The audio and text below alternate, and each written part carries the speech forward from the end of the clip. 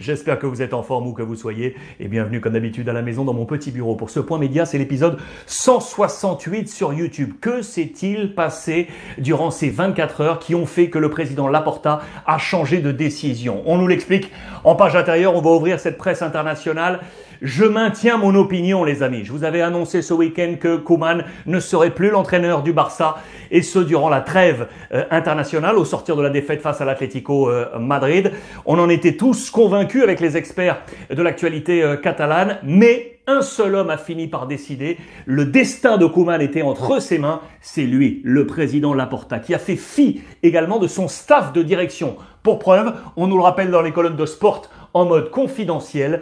Jeudi après-midi, le président Laporta avait clairement annoncé que c'était terminé, qu'on cherchait un nouvel entraîneur et qu'au sortir du match face à l'Atlético Madrid, on faisait out pour Ronald Koeman et in pour un nouvel entraîneur. 24 heures ont passé et il a pris seul ou quasiment seul la décision et envoyé un message WhatsApp à l'ensemble de sa junta, son staff de direction, juste avant le départ vers Madrid pour affronter l'Atlético, pour leur dire pour l'instant, on va garder Ronald Koeman. Il y a des éléments d'explication aux agissements, bien évidemment, du président Laporta. Donc pour l'instant, si on nous rappelle toutes les carences du Barça de Koeman, on va le garder. Jusqu'à quand? Je vais vous le dire également, mais donc cette mini-trêve est à prendre avec des pincettes. Vous le voyez, c'est expliqué dans les colonnes de Marca ce matin. Corrida con pinzas, avec des pincettes, mais il y a bien un pacte aujourd'hui entre le président Laporta et Ronald Koeman, et ce jusqu'au Classico. On a donc 3 matchs au sortir de la trêve internationale. Valence, c'est lourd. Le Classico face au Real Madrid, c'est très lourd. Et entre les deux, la Ligue des Champions face au Dynamo Kiev, après 2 défaites et un 0 pointé. Vous le savez que l'avenir du Barça en Ligue des Champions va se jouer là, très certainement face au Dynamo Kiev, pour ne pas se voir éliminé au premier tour, ce qui n'est plus arrivé depuis 20 ans maintenant. 3 matchs, c'est un pacte. Donc selon moi, le président Laporta s'accorde juste un peu de temps pour trouver le bon nom pour remplacer Koeman, à part si ces 3 matchs sont remportés, bien évidemment pour Koeman. Pourquoi ce choix de la part de Laporta? Vous le savez, il est dans un bras de fer avec l'ex-président Bartomeu pour savoir qui est le coupable des pertes, des dettes financières du Barça.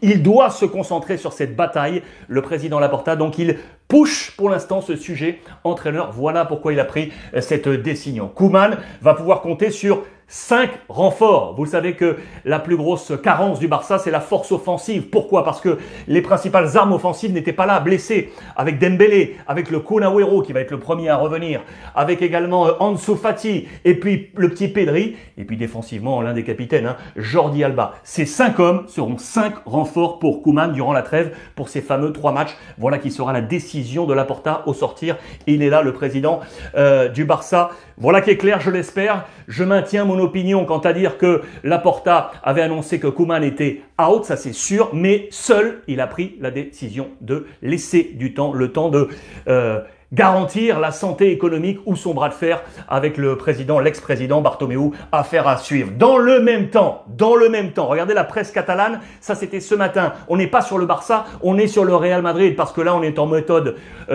Coué, pour montrer que le mal n'est pas seulement à la maison, mais également ailleurs. Et en l'occurrence, vers le Real Madrid, le chaos blanco avec Karim Benzema, défaite à Barcelone face à l'Espagnol, le voisin que l'on remercie. 2-1, défaite du Real Madrid, avec ici le jeu de mots, regardez, Los Pericos, c'est le surnom des joueurs de l'Espagnol Barcelone, c'est des petits perroquets, et Sheriff, parce qu'on a en tête la défaite en Ligue des Champions face au Sheriff Tiraspol, les Moldaves. On a transformé le Sheriff Tiraspol en Sheriff Perico. Vous le voyez avec cette défaite, le Real Madrid qui était une véritable...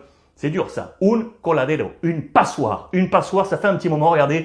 10 buts en 8 matchs. 10 buts en 8 matchs. La passoire défensive du Real Madrid, c'est le gros chantier de Carlo Ancelotti.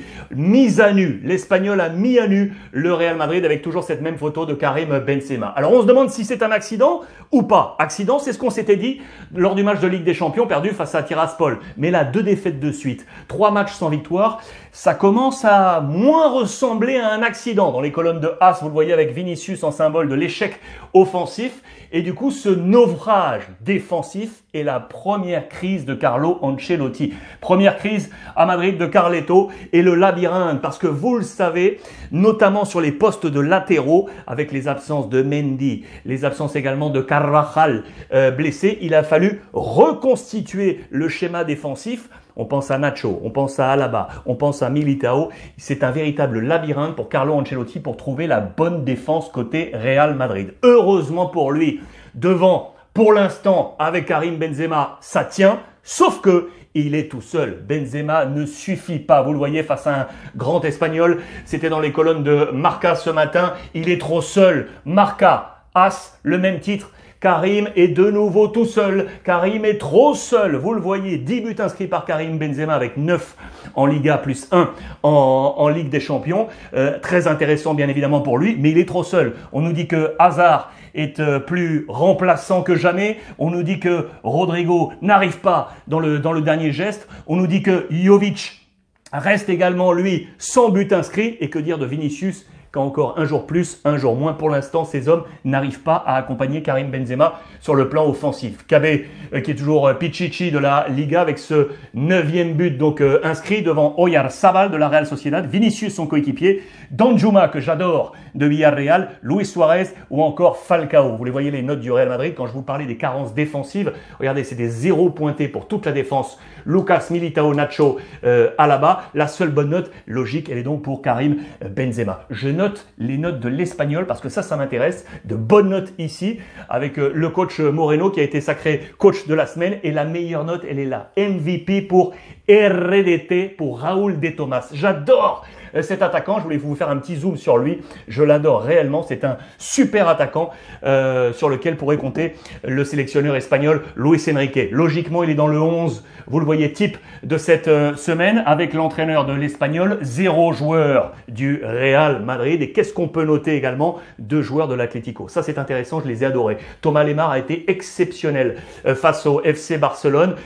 João Félix également, il n'est pas dans ce 11 mais on va y revenir. Et Luis Suarez. Luis Suarez, les amis, face à son ancienne équipe, il a de nouveau été très très fort et il a bouclé cette roulette. Regardez, Suarez completa su ruleta. Il a marqué contre tous les adversaires possibles en Liga. Tous les adversaires qui se sont présentés à lui, il a à chaque fois marqué 31 clubs différents. Il n'y a qu'un homme qui fait un peu mieux dans ce type de stats. C'est Karim Benzema. Dans ce type de stats, Karim Benzema. Un super Luis Suarez dans cette victoire du Barça. Défensivement également, El Cholo Simeone a ses remparts. Savic, Hermoso et lui là, Josema Jiménez, l'Uruguayen qui est absolument incroyable. C'est un intouchable pour moi dans cette colonne vertébrale de l'Atlético Madrid. Lemar, Luis Suarez, Josema Jiménez et João Félix qui, ça y est, arrive au bon moment. Vous le voyez, la star qu'on avait acheté des millions avec un record historique, lui qui était arrivé avec son numéro 7 pour remplacer Antoine Griezmann qui était parti à ce moment-là du côté du Barça. On a attendu. Et ça y est, peut-être qu'enfin, la petite star portugaise arrive au bon moment. Il était excellent face au FC Barcelone pour une grande semaine de l'Atleti entre la victoire face au Barça et un peu plus tôt le succès à Milan en Ligue des Champions avec là aussi un super João Félix. Ça nous donne quoi au classement, ça les amis? Le Real est toujours devant avec donc l'Atlético Madrid juste derrière. Vous le voyez, 17 points chacun, tout comme la Real Sociedad. Attention, je vous l'annonce, regardez, le Barça est ici 9e. Je pense très sincèrement, d'après moi, le Barça va avoir des difficultés pour rentrer dans ce top 4 qualif Ligue des Champions au terme de cette saison. Affaire à suivre. Imaginez s'il venait être éliminé au premier tour de cette Ligue des Champions, ce serait une catastrophe totale côté FC Barcelone. Le premier entraîneur viré en Espagne, ce n'est pas Ronald Koeman, c'est lui, Paco López, qui a été destituido. Levante qui est ici à la 18e place, toujours aucune victoire d'ailleurs comme Getafe, la formation de Michel. Après 3 ans passés à la tête de cette équipe, Paco López a donc été viré. Premier entraîneur licencié du côté de la Liga espagnole. Je vous emmène maintenant en Angleterre avec le gros choc de ce week-end.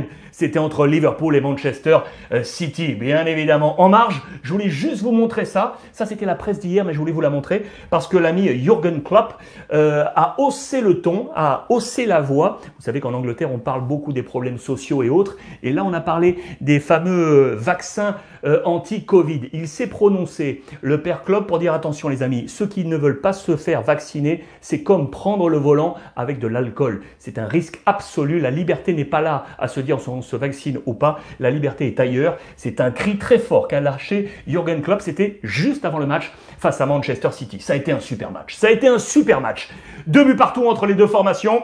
Avec l'ouverture du score pour Liverpool, c'était signé Mané. Égalisation, Phil Foden. Liverpool repasse devant avec Mo Salah. Et de nouveau égalisation de Manchester City avec De Bruyne dans les 10 dernières minutes. Ça a été un super match. Là, on est plutôt dans la couleur Manchester City, vous l'aurez compris. Voici les notes de City avec un 9 sur 10 pour Phil Foden. Ça va faire du bien, vous pouvez l'imaginer, à Pep Guardiola, après la semaine un poil délicate et la défaite face au Paris Saint-Germain, 2-0 au Parc des Princes. Il y avait des doutes qui étaient là et finalement, on respire. Pour Pep Guardiola, ça va lui faire du bien. Ça va lui faire du bien, d'autant que, attention, parce que regardez, je vous montre ça, c'est en marge de l'actualité sportive et c'est à la une de la presse espagnole, El País. Une grosse enquête. Ça s'appelle les papiers de Pandore. Regardez pour vous montrer. Et là, on parle d'évasion fiscale. Une énorme enquête a dévoilé que 35 leaders internationaux, dont des leaders politiques, plus 600 Espagnols sont sujets visés pour évasion fiscale. Dans cette liste, il y a des chefs d'État sud-américains qui sont dévoilés et il y a des hommes très forts politiquement. On parle de Tony Blair, mais regardez, il est là. Pep Guardiola également. Son cas est très précis. On nous évoque un compte du côté d'Andorre, de la principauté d'Andorre, qui, vous le savez, accorde une légèreté fiscale, voire une nullité fiscale au compte que vous détiendrez du côté de la principauté d'Andorre. Eh bien, quand il était joueur au Qatar, avant d'être entraîneur au Barça, il a ouvert un compte sur place. C'est là que son salaire qatari passait. Et cette fiscalité serait passée un peu en mode fantomas. C'est un compte qu'il avait gardé ouvert, selon nos confrères, lorsqu'il a ensuite pris la direction du FC Barcelone. C'est une grosse enquête, bien entendu, autour de ces personnalités, dont Pep Guardiola pour évasion fiscale. En parlant de l'Angleterre encore, pour vous montrer qu'à Watford, on a là aussi changé d'entraîneur. Xisco Munoz n'est plus l'entraîneur de Watford, ici tout proche de la zone de relégation. Et regardez à qui on a passé un petit coup de fil. Lui, il connaît parfaitement la Première Ligue. C'est monsieur Claudio Ranieri, c'est dans les colonnes de la Gazzetta dello Sport. Valence, Atlético Madrid, Chelsea, de nouveau Valence, l'AS Monaco, la sélection grecque, Leicester, Nantes et Fulham. 3 clubs de Première Ligue avec notamment le sacre avec Leicester, on s'en souvient. Voici peut-être le 4e avec les petits coups de fil signé Watford. Chelsea, Liverpool, Manchester City et United en tête du classement de la Première Ligue. Je vous emmène maintenant du coup en Italie en parlant de Ranieri parce que là il y a la bataille féroce, j'adore, entre le super total Napoli et l'AC Milan. Les deux se tirent la bourre. Les deux étaient à l'extérieur et les deux se sont imposés. On va commencer avec Milan. C'était un très gros test sur la pelouse de l'Atalanta. Victoire 3-2 pour la formation de Pioli. Ce Milan est en train de nous endiabler. Vous le voyez, 3-2. Ça a été vraiment une réelle performance pour la formation de Pioli avec de très bonnes notes. Voici, c'était son 11 de départ. Ce qui nous intéresse, nous, particulièrement, c'est Mike Maignan, bien évidemment, le successeur de Donnarumma. Il a pris un excellent 7.5. Hernandez, le français également, ici, 7.5. Très bonne note également pour lui. Pioli a pris un 8. Meilleur joueur selon nos confrères, c'est Tonali avec un 8 sur 10. Milan cartonne. C'était à l'extérieur. Naples a fait la même chose. Naples s'est imposé à l'extérieur sur la pelouse de la Fiorentina. 2-1. Vous le voyez avec de nouveau les hommes forts. Un super Spalletti. Un 7 sur 7 réussi avec les matchs enchaînés pour cette formation napolitaine. Je voulais vous offrir là aussi un éclairage sur les hommes forts parce qu'on parle souvent des attaquants avec un super Osimhen, bien évidemment, mais je voulais également vous parler de cette défense parce qu'elle marche très bien, notamment avec ces deux hommes-là. Koulibaly, magnifique, et Ramani qui a été élu homme du match avec un 7.10, vous le voyez, 7.10 également pour Koulibaly. Et au passage, attention parce que de nouveau, Koulibaly, victime de cris racistes, à dénoncer absolument. Il en a parlé sur ses réseaux sociaux, allez jeter un coup d'œil sur Twitter, il vous en parle, l'ami Koulibaly, et on est bien évidemment à ses côtés. Milan cartonne, Naples cartonne, derrière les poursuivants s'activent avec l'Inter et avec la Juve. L'Inter, je vous parle d'un quatuor, et d'un trio. Le quatuor, il est là, c'est le quatuor offensif d'Inzaghi. Lukaku est parti, il a trouvé des ressources avec des hommes forts, notamment Dzeko, Impérial. Il y a du Barella qui est devenu, je vous l'ai dit, le moteur au milieu de terrain. Il y a du Brozovic et il y a du Lautaro Martinez, bien évidemment. Ça, c'est le quatuor offensif. Et le trio défensif, il est là, ça ne bouge plus derrière, on ne prend plus de buts du côté de l'Inter. Très bonne série d'invincibilité avec ces trois hommes, avec Skriniar, avec Bastoni et avec avec De Vrij, pardon, avec Skriniar, De Vrij et Bastoni. Voilà, je cherchais les trois noms, ils sont là, trio de la part de Inzaghi pour tenir cette formation de l'Inter. La Juve également est à la chasse.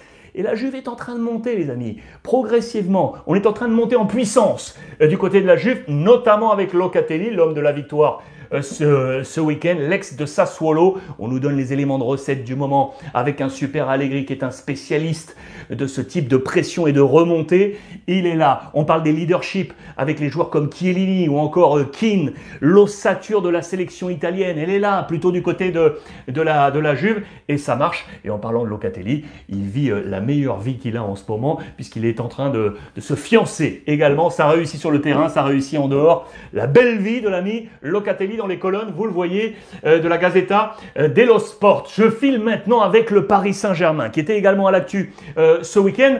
Là, ça s'est un peu moins bien passé pour Paris. C'est la première défaite. Tous les leaders d'ailleurs, quasiment tous les leaders des gros championnats se sont inclinés ce week-end. La première défaite du Paris Saint-Germain, c'était à Rennes 2-0 avec plusieurs choses dans les colonnes de l'équipe. Tout d'abord, les doutes sur Neymar. Vous le voyez, le doute s'installe. Incapable de passer en 1 contre 1, jamais juste techniquement, le Brésilien, dans la continuité de son début de saison inconstant, est apparu en grande difficulté hier. On parle de digestion. Est-ce que Paris a été capable de digérer la victoire face à Manchester City? Nos confrères du Parisien aujourd'hui en France, des raisons d'être inquiets. Vous le voyez, il y a plusieurs éléments avec notamment la fragilité sur les côtés. On a évoqué Nuno Mendes et Hakimi qui ont été mal notés, vous le voyez dans les colonnes de l'équipe, avec un 2 sur 10 et un 3 sur 10. On parle du choix de Pochettino à 4 devant. Ça ne marche pas forcément à 4 parce qu'il a de nouveau aligné Mbappé, Messi, Neymar, plus Di Maria. Ces 4-là, défensivement, travaillent moins